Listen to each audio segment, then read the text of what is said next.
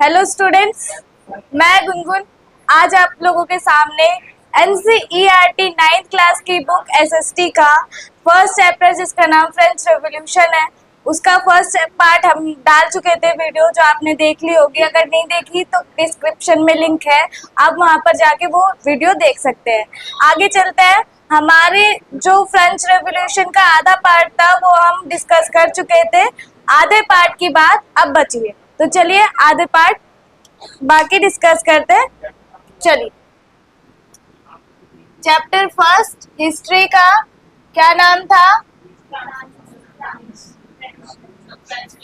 French revolution. French revolution इसका मतलब क्या होता है हमने पिछली क्लास में समझ लिया था। फ्रेंच का मतलब फ्रांस और रेवोल्यूशन का मतलब क्रांति, मतलब फ्रांस में क्रांति होना। किसके खिलाफ हुई थी? किसके खिलाफ हुई थी क्रांति? लुई 16 के खिलाफ हुई थी। ठीक है, लुई 16 कौन था? पेरिस का राजा था। पेरिस का राजा था। ठीक है, इतनी बात हम कर चुके थे। उसके बाद हमने उभरते मध्यम वर्ग ने विशेष अधिकारों के अंत की कल्पना की। इसके बारे में हम डिस्कस कर चुके थे कि दो कवि थे या फिर दो राइटर थे। उन लोगों ने क्या किया था? बुक्स लिखी थी। एक ने अपनी बुक्स लिखी और एक ने दूसरे ने अपनी लिखी। उसमें क्या कहा था कि कैसे जो कृषक वर्ग है उसको सारे अधिकार दिए जाते हैं और पादरी वर्ग से जन्म से प्राप्त विशेष अधिकारों को छीना जाता है। ये बात करी थी उसमें। ठीक है, समझ आ गया था आप लोगों को इतना? आगे चलते हैं। आगे है क्रांति का राज। क्या है? क्रांति का राज। क्रांति का राज से क्या मतलब है? हमें पता है 14 जुलाई 1789 में, कब? 1789 में हमारी क्रांति शुरू हुई थी फ्रांस में। ठीक है, उसके बाद क्रांति का राज से क्या मतलब है? जब क्रांति हुई थी तो हमने लुई 16 राजा को हटा दिया था, राजगद्दी से बहिष्कृत कर दिया था। उसके बाद क्रांतियों का राज शुरू हो गया। कैसे? कि जिस प्रकार से कृषक वर्ग में शिक्षित लोग हो रहे थे, कृषक वर्ग में शिक्षित लोगों की संख्या बढ़ रही थी, तो लोगों के विचारों में भी वृद्धि हो रही थी, उनके विचार बदल रहे थे। अब वो जो कृषक वर्ग है वो नहीं चाहता था कि हम गुलाम बनकर जिए। जैसे पादरी वर्ग और कुलीन वर्ग कर नहीं देते, कर वसूलते हैं, वैसे कृषक वर्ग को भी ये लग रहा था कि हमें कर नहीं देना है ना, कि हम कर क्यों दे। इधर देखो, ये पिक्चर है, ये जमींदार है और ये एक कृषक वर्ग का व्यक्ति है। जमींदार जो है वो कृषक वर्ग से फल, अनाज, मतलब जितनी भी चीजें होती है जरूरत की किसी व्यक्ति की, सारी चीजें उसे कृषक वर्ग का एक व्यक्ति ला के दे रहा है, पर जमींदार उसको आंख उठाकर देख भी नहीं रहा। इतना डिफरेंस होता था, इतना वो अछूत मानते थे उन लोगों को कि वो लोग आंख उठाकर भी नहीं देखते थे कृषक वर्ग के लोगों को। और कृषक वर्ग सारी जरूरतें पूरी करते थे किसकी? कुलीन वर्ग वालों की या अमीरों की। ठीक है, तो कृषक वर्ग जब शिक्षित होने लगे, उनकी सोच में वृद्धि होने लगी, उनकी सोच बदलने लगी, जिसके कारण वो लोग ये सोचने लगे कि अब हमें इस व्यवस्था से आजादी चाहिए। किस व्यवस्था से? सामंत व्यवस्था से। सामंत व्यवस्था से, ठीक है, आजादी चाहिए, है ना। हमें सामंत व्यवस्था से आजादी चाहिए। सामंत व्यवस्था क्या होती है? क्या होती है? सामंत व्यवस्था का मतलब होता है, सामंत का मतलब होता है ऐसा जमींदार जो कि कर वसूलता है। कौन? जमींदार जो कि कर वसूलते हैं। ठीक है, तो सामंत व्यवस्था का क्या मतलब हुआ? कर वसूलना।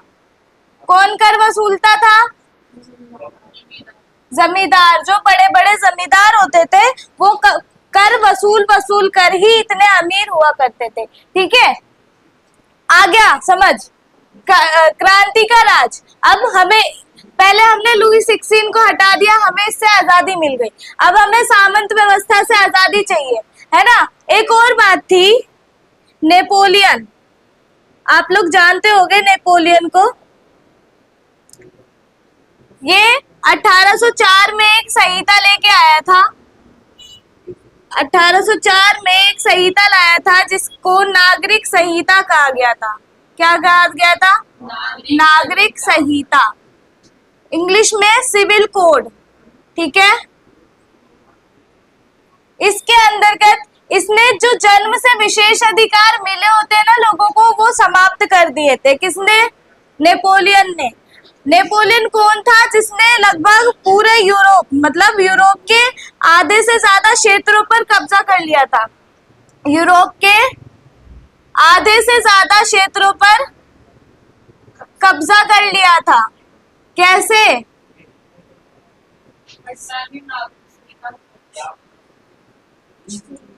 कब्जा कर लिया था क्योंकि जब लुई 16 को गद्दी से हटाया गया, नेपोलियन को गद्दी पर बिठाया गया, या नेपोलियन गद्दी पर बैठ गया 1789 में, ठीक है। जो फ्रांसीसी क्रांति थी, इसका कहीं ना कहीं नेतृत्व कौन कर रहा था?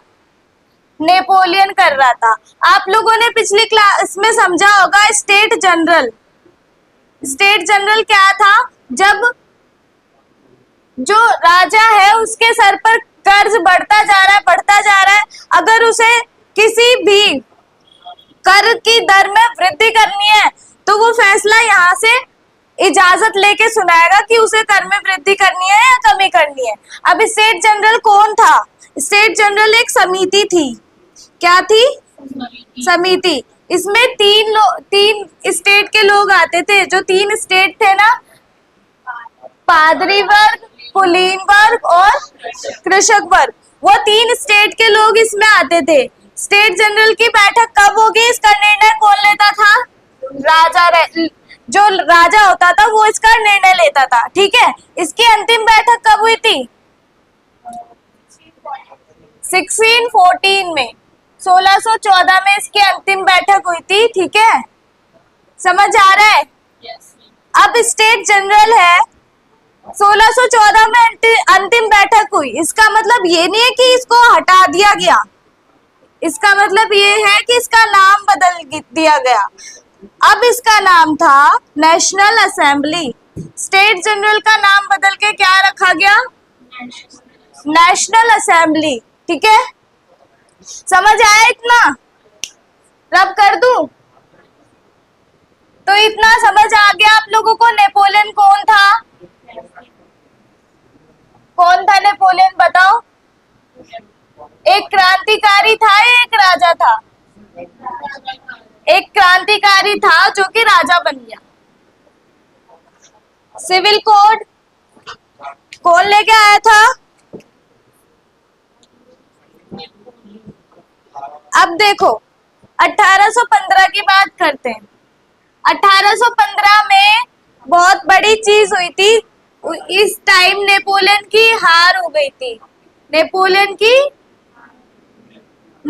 की हार हो गई थी। बता रही हूँ।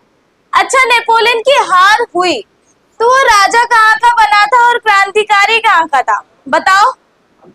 कौन से देश की बात कर रहे हैं हम? फ्रांस की। राजा कहाँ का बना? ये फ्रांस में राजतंत्र वापस लेके आया था, ये याद रखना।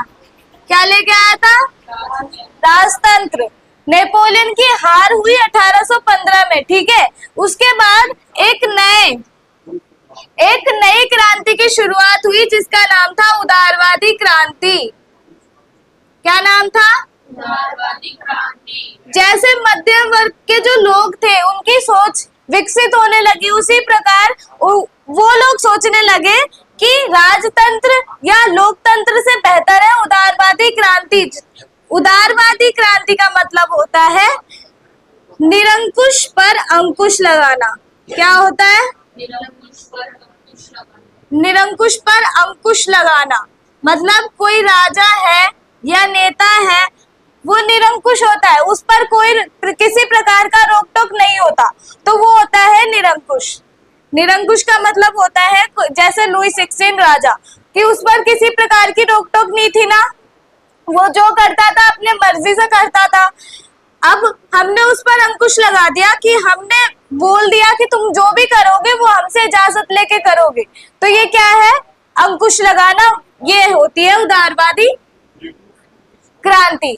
उदारवाद का मतलब समझ आ गया। तो उदारवादी क्रांति शुरू तो 1848 में हुई थी, पर उसका जिक्र अभी से किया जाने लगा। क्यों? क्योंकि मध्यम वर्गीय लोग, जो मध्य वर्ग के लोग थे, वो ये क्रांति कहीं ना कहीं अपने विचारों में कल्पना करने लगे थे। किसकी? उदारवादी क्रांति की। 1815 में जब नेपोलियन की हार हुई तो रूढ़िवादी व्यवस्था थी। जो रूढ़िवादी होते हैं जिस पुरानी परंपराओं को मानने वाले लोग, उनके लिए नई व्यवस्था उतनी अच्छी नहीं होती जिस प्रकार उनके लिए पुरानी व्यवस्था होती है। पुरानी परंपराओं पर जो चलते आते लोग ना, जिनके लिए पुरानी परंपराएं ही सब कुछ होती है, वो होते हैं रूढ़िवादी लोग। अब रूढ़िवादी लोगों ने ये सोचा कि नेपोलियन ने जितने भी कार्य किए थे फ्रांस में, वो सारे कहीं ना कहीं ठीक थे। कुछ कार्य गलत भी थे, पर ज्यादातर कार्य जो किए थे नेपोलियन ने वो सही किए थे। ठीक है, तो वो थे रूढ़िवादी। अब रूढ़िवादी व्यवस्था ने जो नेपोलियन ने कार्य किए थे या परिवर्तन किए थे, कुछ परिवर्तनों को ऐसे ही रहने दिया और कुछ कामों को बदल दिया। ठीक है, जैसे नेपोलियन ने कर की व्यवस्था बहुत ज्यादा बढ़ा दी थी। जो कर की दर थी वो लगातार बढ़ाते जा रहा था। ठीक है, पहले लोगों को लगा कि हमारे लिए नेपोलियन अच्छे काम कर रहा है, पर बाद में पता चला कि नेपोलियन हमारे भले, हमें बस दिखा रहा है कि वो भले के लिए काम कर रहा है, पर उसका मकसद क्या है? खुद का भला। ठीक है, अब फ्रांस संवैधानिक राजतंत्र बन गया। अब जो फ्रांस है, फ्रांस एक देश है, कहाँ का है? फ्रांस यूरोप का एक देश है। ठीक है, ये संवैधानिक राजतंत्र बन गया 1791 में। क्या बन गया था? संवैधानिक राजतंत्र। संवैधानिक राजतंत्र। और यहाँ पर राजा बना था विलियम प्रथम। ठीक है, तो फ्रांस 1791 में संवैधानिक राजतंत्र वाला देश बन गया। अब संवैधानिक क्या होता है? संविधान द्वारा, जो संविधान होता है उसके द्वारा लिए गए निर्णय या काम या नियम या कानून लागू किए गए हैं राजतंत्र में, तो वो संवैधानिक राजतंत्र कहलाता है। ठीक है, फ्रांस में 1791 में संवैधानिक राजतंत्र आ गया था। मतलब कि जो राजा है, मतलब जो राजतंत्र की व्यवस्था है उसमें कोई राजा बनेगा, तो राजा बनेगा तो उस पर अंकुश लगा दिया जाएगा।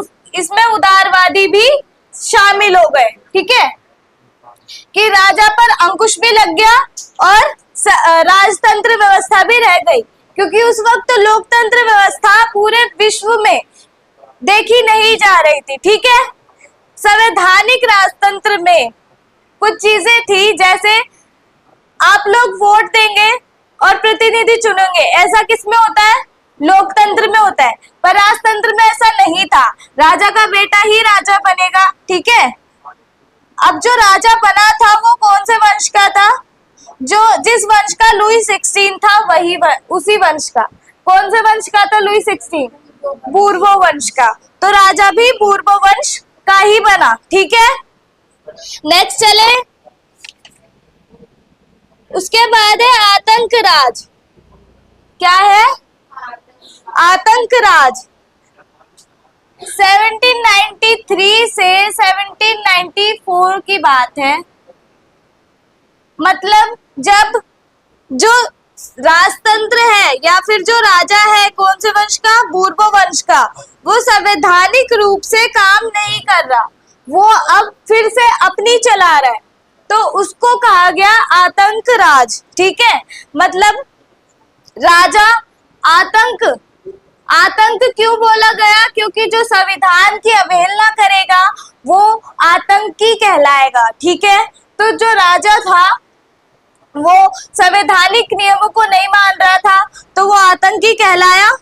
उसके बाद 1793 से 1794 में यही दौर चलता रहा कि जो फ्रांस के लोग थे वो इसके गुलाम बने रहे और इसकी जो फ्रांस के राजा की मर्जी थी उसी पर कार्य करते रहे। ठीक है, ठीक है। उसके बाद आता है तुम्हारा डायरेक्टरी शासित फ्रांस। क्या आता है? डायरेक्टरी शासित फ्रांस। अब डायरेक्टरी शासित फ्रांस में इसको रब कर देती हूँ।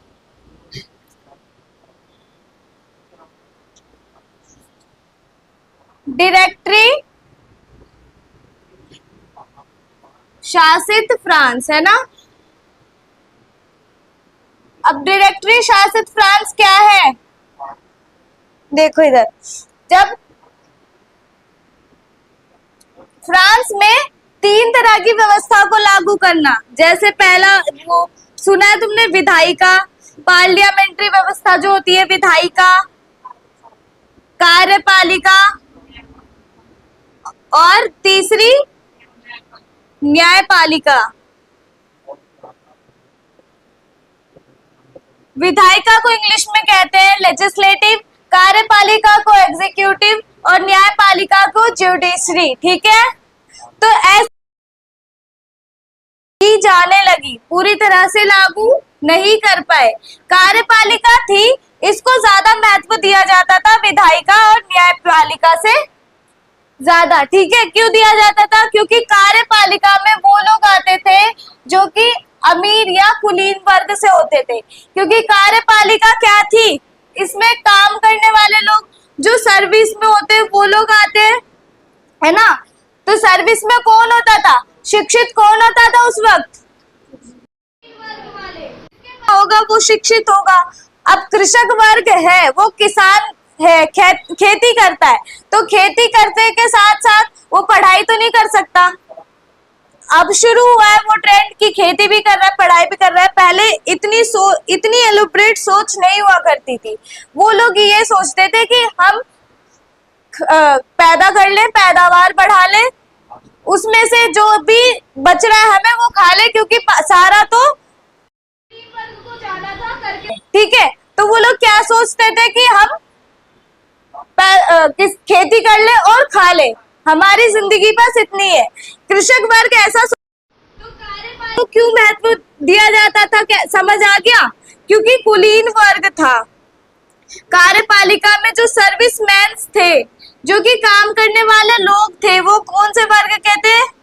कुलीन वर्ग के थे। न्यायपालिका में भी अब जब पूरे देश में कुलीन वर्ग वाले लोग हैं वो कम होंगे, क्योंकि कहीं ना कहीं जो अमीर होते हैं उनकी संख्या कम होती है और गरीबों की ज्यादा होती है ना। अगर ऐसा होने लगा कि अमीरों की ज्यादा हुई गरीबों की कम हुई तो फिर उस देश में गरीबी बचेगी ही नहीं।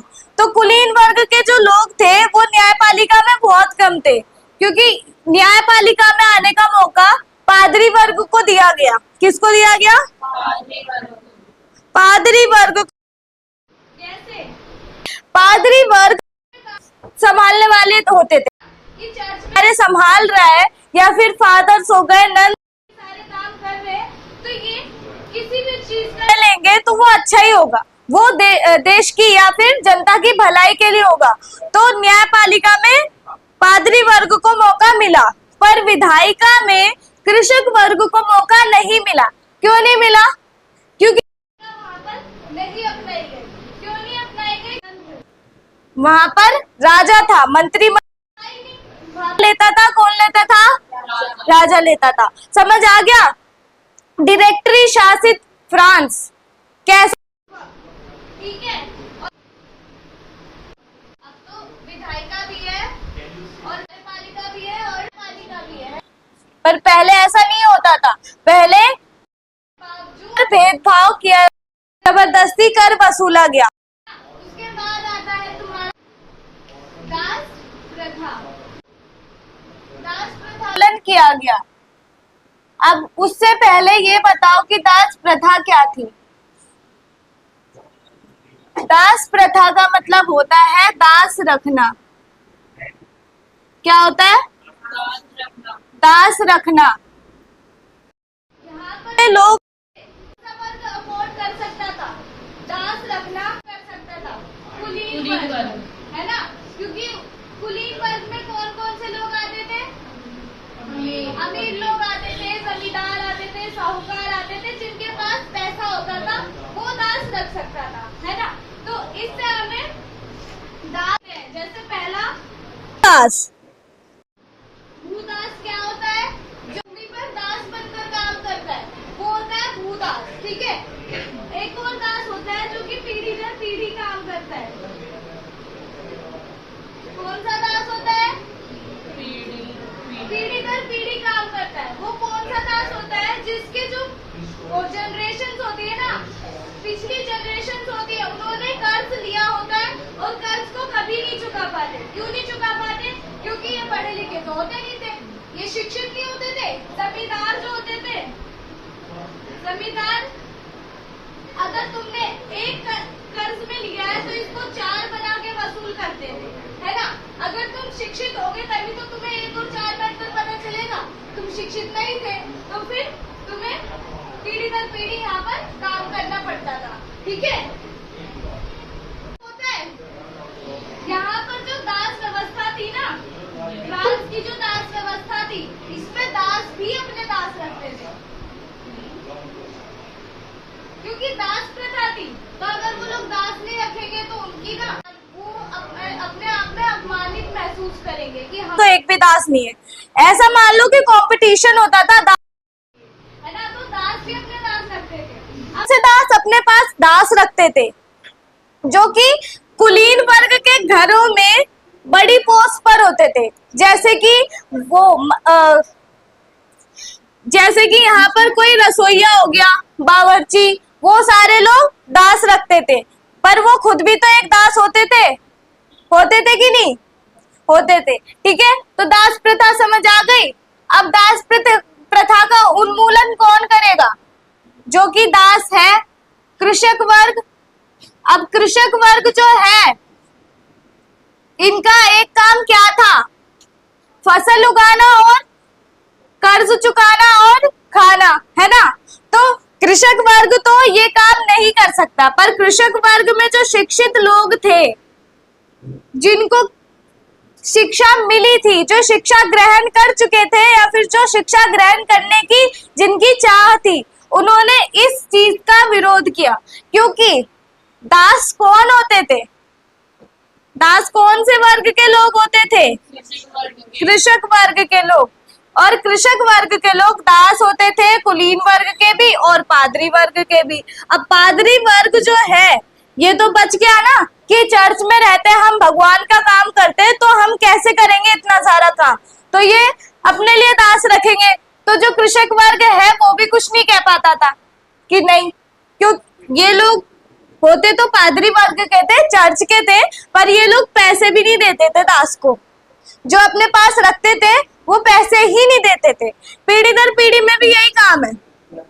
हमने एक कर लिया, इसने 4 माना, तो पीढ़ी दर पीढ़ी हम काम कर रहे हैं, फिर भी वो हमें जुर्माना नहीं देता था, हमारा वेतन नहीं देता था वो हमें, ठीक है? कृषक वर्ग जो था उसने शिक्षित, जो कृषक वर्ग में शिक्षित लोग थे, जो कृषक वर्ग में थोड़े ठीक थे, ज्यादा गरीब नहीं थे, जो किसी के दास नहीं थे, वो शिक्षित थे, है ना? तो शिक्षित लोग दास प्रथा का उन्मूलन करते थे, ठीक है? और दास प्रथा को खत्म करने की पूरी कोशिश की।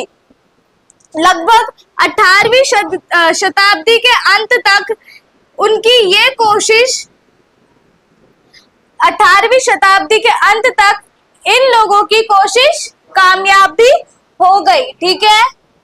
उसके बाद है क्रांति और रोजाना की जिंदगी।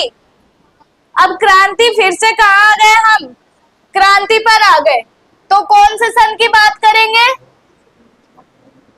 1789 की क्रांति कैसी हो रही थी? 1789 में क्रांति किसके खिलाफ थी? राजा के, है ना? क्या है टॉपिक? क्रांति और रोजाना की जिंदगी। क्रांति हो रही है तो रोजाना की जिंदगी कैसी होगी?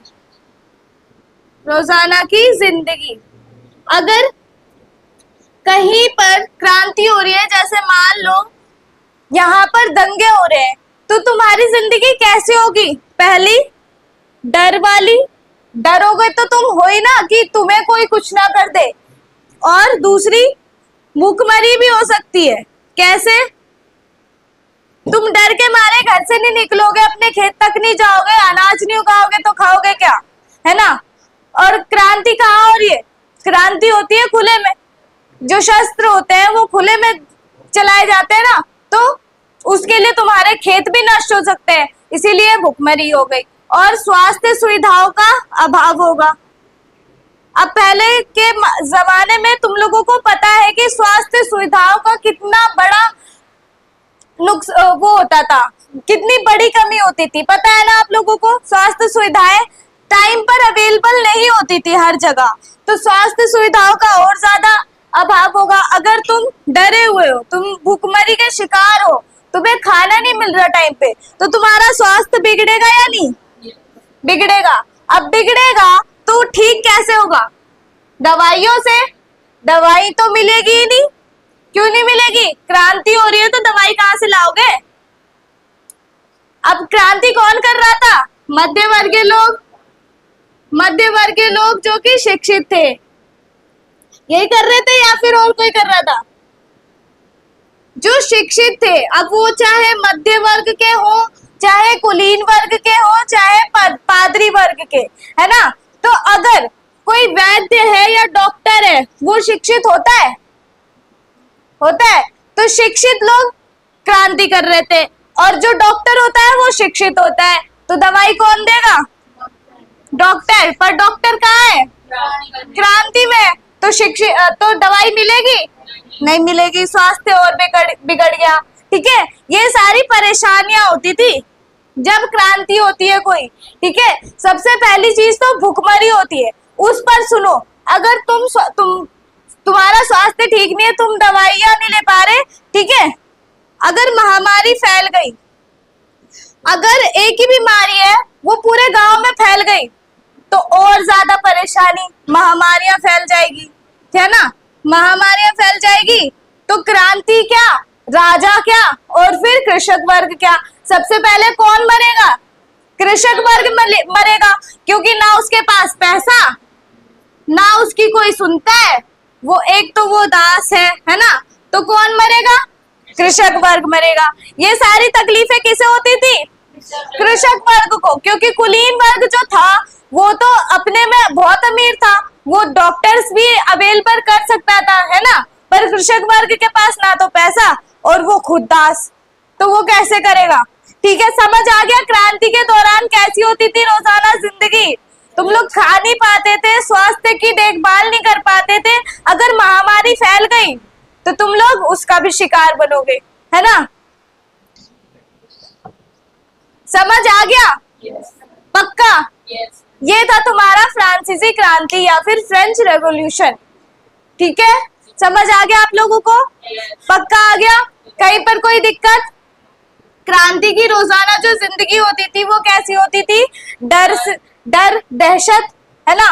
भुखमरी, स्वास्थ्य और महामारी, तीनों पर खतरा आता था। तुम्हारी जो आजीविका संकट होता था वो कब होता था? इसी वक्त होता था। आजीविका संकट पढ़ाया था, याद है? आजीविका संकट क्या होता है? इसी वक्त होता है ना, जब तुम्हारे पास पैसा नहीं हो, जब तुम किसी के दास हो, तुम डरे हुए हो, भुखमरी हो रही है ना? स्वास्थ्य नहीं ठीक हो पा रहा, तो क्या है? आजीविका संकट है कि जीवन पर ही संकट आ गया तुम्हारे। ठीक है, ये था हमारा फ्रेंच रेवोल्यूशन 9th क्लास की एनसीईआरटी बुक का फर्स्ट चैप्टर जिसका नाम था फ्रेंच रेवोल्यूशन। ठीक है, आप लोगों को क्लियर हो गया, और आप लोग भी जो वीडियो देख रहे हैं, आशा करती हूँ कि आप लोगों को ये जो चैप्टर है वो क्लियर हो गया होगा। मिलेंगे नेक्स्ट वीडियो में, जब तक के लिए जय हिंद।